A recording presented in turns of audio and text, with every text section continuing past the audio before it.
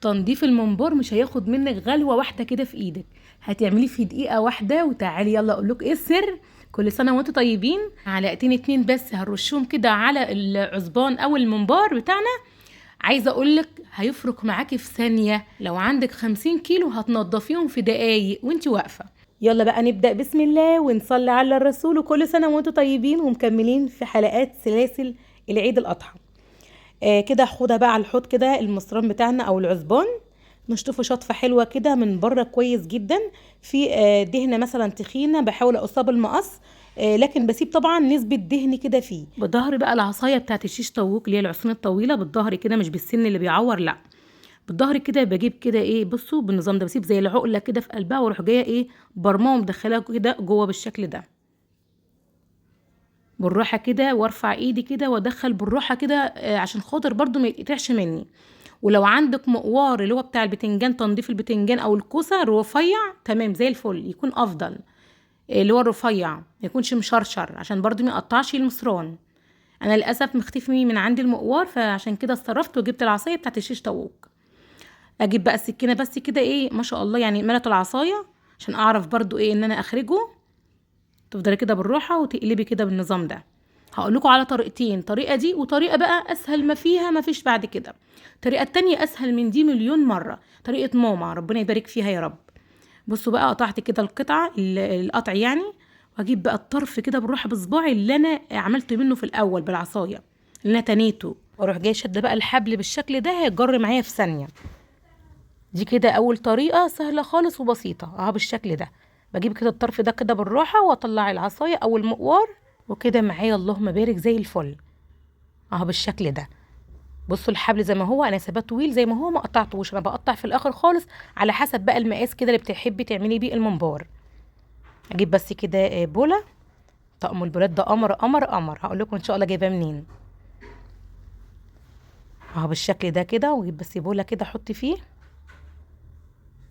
عايزه بقى تعملي نفس الطريقه دي بالعصايه بتاعت الشيش طاووق او المقوار كده زي الفل معايا، او ظهر المعلقه كده معاكي طريقه بالشكل ده، او الطريقه التانية اللي هوريها لك دلوقتي بالشكل ده كده. بسحب اسحب اسحب لحد كده من العصايه ما شاء الله تتملي. اجيب سكينه اقطع حته كده عشان اعرف اقلبه، واجيب بقى البوز اللي انا تنيته من تحت واروح جاي شد على طول، واسحب اسحب بالشكل ده. معاكي يعني عزبان في قلبه حته دهنيه تخينه او سميكه بمقص كده، وتحاولي ايه تشيلي كده اللي هي مكرمشه معاكي تسويها بالمقص، وسيبي برضو نسبه دهن بسيط عشان ده بيخلي الممبار معايا بينز كده وطعمه لذيذ قوي. كده عملت ايه يعتبر شويه كده بالعصايه كده معاكم اسحب على طول معايا زي الفل. تعالوا بقى موريكم طريقه تانية، دي طريقه ماما سهله خالص وبسيطه، وصراحه بحب اعملها على طول. يعني انا حبيت اوريكم الطريقه دي اللي هي بالعصايه، والطريقه التانية دي برضو سهله جدا وتسحب معايا بسرعه، بس التانية اسهل بصراحه واسرع من دي كمان. تحت الحنفيه بقى بطرف ايديا كده بتني التانية كده، بصوا اهي بالشكل ده كده، بتني كده اهو بقلبه اقلب اهو بالشكل ده، اروح جايه قلبها كده حبه. افتح بقى الحنفيه كده وخلي الميه ايه تسقط كده فيه، هيسهل معايا ويقلب الممبار في ثانيه معايا اهو بالشكل ده كده. ده عصبان طويل اروح جايه قلباه بالشكل ده كده، اسقط فيه شويه ميه واشغل الحنفيه كده فيه، الميه هتسهل الممبار يسلت معايا لتحت ويتقلب في ثانيه معايا. دي بقى طريقه ماما برضو سهله جدا وبسيطه، يعني دي بقى اللي انا اتعلمتها من ماما صراحه وبحب اعملها على طول اهو بالشكل ده. بصي ده بقى الحبل ده اللي هو التخين اللي هي السميكه شويه. خلصت كده الكميه كلها اللهم بارك، قلبتها.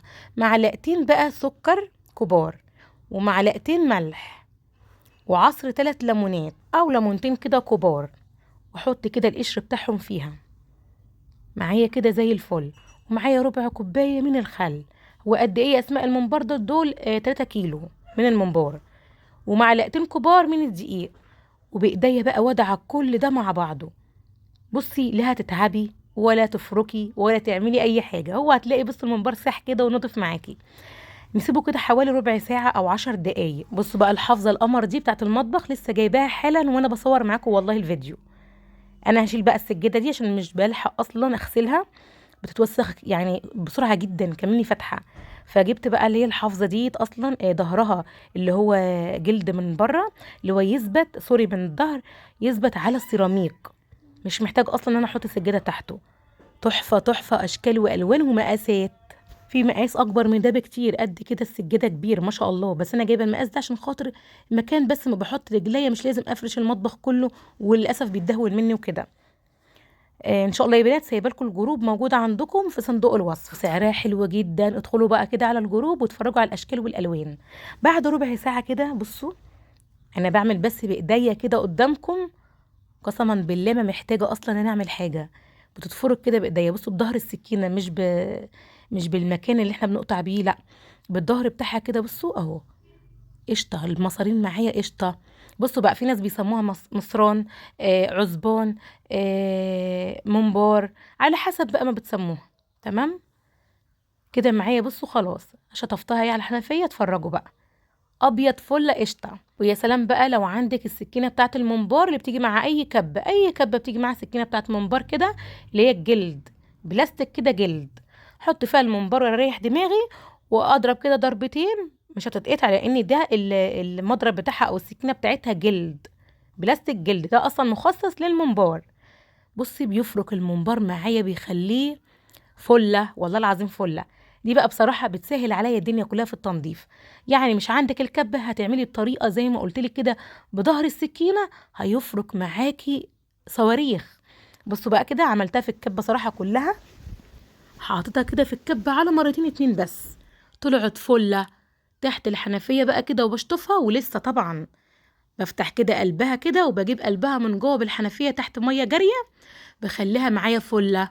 انا موسوسه قوي قوي قوي في نظافه الفواكه بتاعه اللحوم، او عامه زي ما بتقولوا كده العفشه بتاعه الايه، الذبيحه، يعني زي ما احنا بنسميها كده بالبلدي عندنا.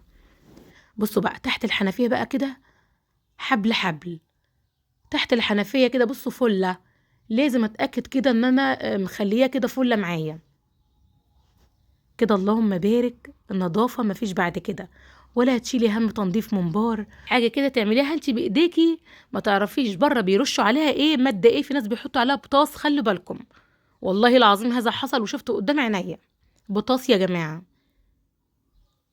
انت تعملي بايديكي فله، شايفين المصران عامل ازاي في قلب الحله معايا، والله العظيم بفتة قشطة كده. والله لو معاكي 50 كيلو هتعمليهم في دقايق، هترشي عليهم بقى السكر والملح، بيعمل ايه اثناء السكر، بيفرك كده قلب الحاجة مع الملح كده بيفركوا، وشوية الخل وعصرة ليمونتين وحبة الدقيق، وتفركي كل ده مع بعض وتركنيه كده ربع ساعة. كل ده هياكل في قلب العزبان بتاعنا او الممبار، ويخليه معاكي قشطة، مش هيزهقك في التنظيف ولا اي حاجة. خلاص كده غسلتهم كويس جدا حبل حبل تحت الحنفية كده من قلبه، عصرت عليها شوية ليمون، وعلى طول في ساعتها وانا واقفة معاكم اجيب بقى كده الكيس واحط فيه الممبار واشقله في الفريزر كده جاهز معايا، في اي وقت كده نعمل حبة الخلطة ونحشيهم. خلاص كده معايا زي الفل، شايفين بقى قشطة معايا، وريحة الممبار كده زي الفل، ليمون بقى كده وريحته جميلة، مستحيل تشمي فيه ريحة زفارة، مستحيل. يا رب الفيديو يكون عجبكم، لايك وشير، اشوفكم ان شاء الله في فيديو جديد في حفظ الرحمن، سلام عليكم.